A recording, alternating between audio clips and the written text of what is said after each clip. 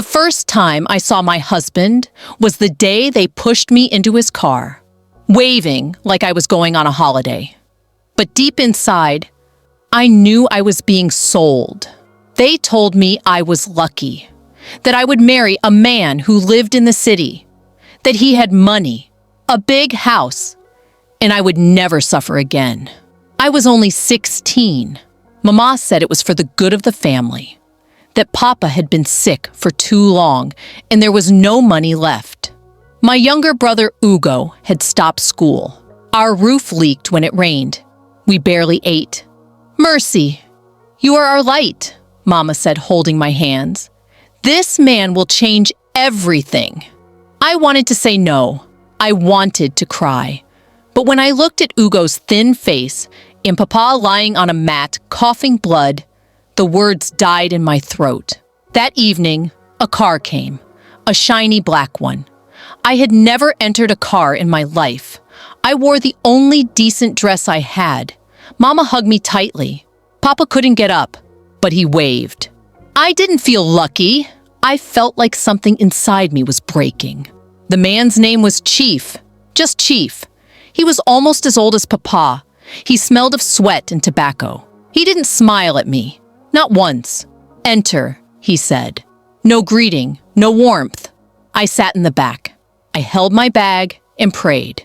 When we got to his house in the city, it was big, just like Mama said, but cold. The walls were white, the floor shiny. No children ran around, no laughter, just silence. I met Natasha there.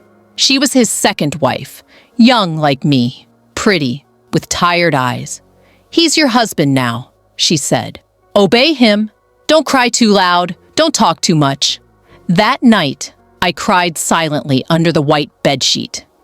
Days turned into weeks. I cooked, I cleaned, I served Chief. He never asked how I felt. He only called me when he wanted me.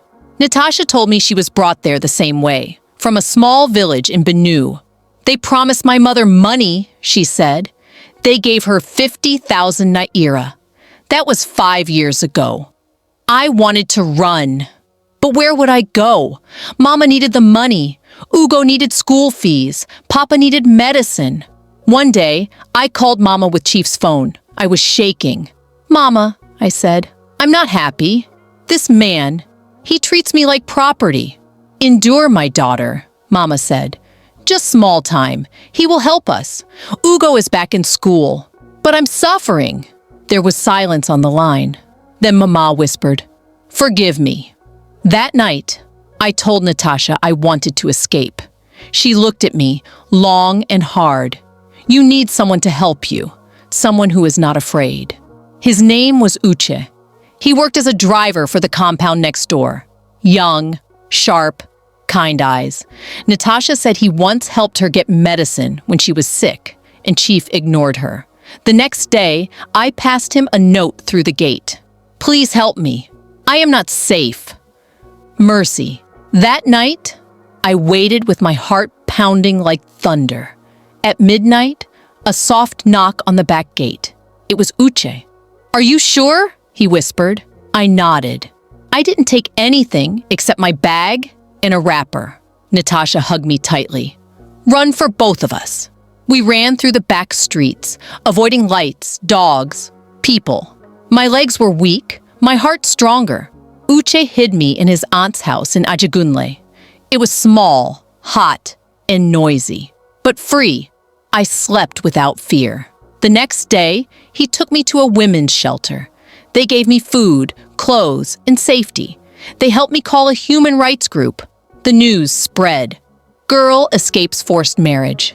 They even came to interview me. My story touched many. Chief tried to look for me. He called Mama. But this time, Mama didn't give me up. She was crying. "I was blind," she said on the phone. "Please forgive me." Months passed. I started learning tailoring at the shelter. I made clothes, saved money. Natasha sent me a letter once, hidden in a parcel. "One day, I will run too. You gave me courage." Now, I teach young girls about their rights, about saying no to being sold. My name is Mercy. I am not for sale.